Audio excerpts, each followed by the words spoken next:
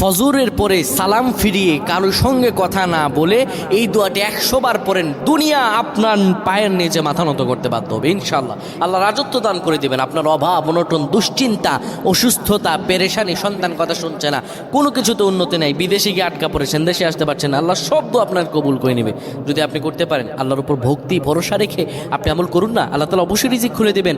আল্লাহ তাআলা আল্লাহু খায়রুর রাজিকিন, আল্লাহ হচ্ছে উত্তম রিজিক দাতা। আল্লাহ আপনার তো অবশ্যই কবুল করবেন। আল্লাহ বলেছেন উদউনি আস্তাজিব লাকুম, আমার কাছে চাও আমি দিয়ে দিব। এই কথাগুলো তোমরা শেয়ার করে দিবা, ফ্যামিলি সবার কাছে শেয়ার করবা। তুমি আমল না করো সব পাবা যদি তোমার একটা কথা অন্য কেউ শুনে আমল করে। আমার প্রায় ভাইরা, ফজর নামাজের পরে নবীজি কখনোই আমলটা ছেড়ে দিতেন না। কেউ যদি ফজর নামাজের পরে পরে সুবহানাল্লাহি ওয়া বিহামদিহি সুবহানাল্লাহিল আযীম 100 বার যদি কেউ পড়তে পারে, কারো সঙ্গে কথা না বলে 100 বার পড়ার কারণে আমার আল্লাহ রব্বুল আলামিন তাকে